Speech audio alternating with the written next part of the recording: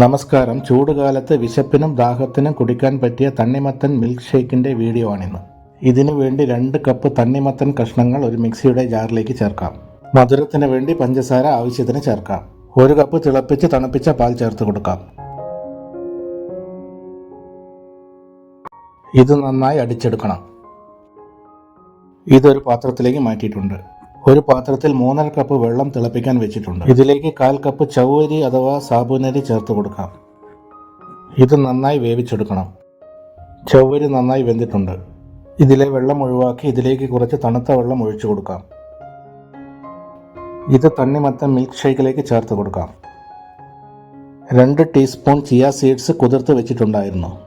ഇതും നമുക്ക് ഇതിലേക്ക് ചേർത്ത് കൊടുക്കാം.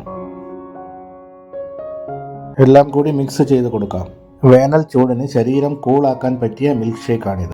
സെർവ് ചെയ്യുമ്പോൾ കുറച്ച് തണ്ണിമത്തൻ കഷ്ണങ്ങൾ ഗ്ലാസ്സിലേക്ക് ഇട്ട് കൊടുത്ത് മിൽക്ക് ഷേക്ക് ഒഴിച്ചു കൊടുക്കാം.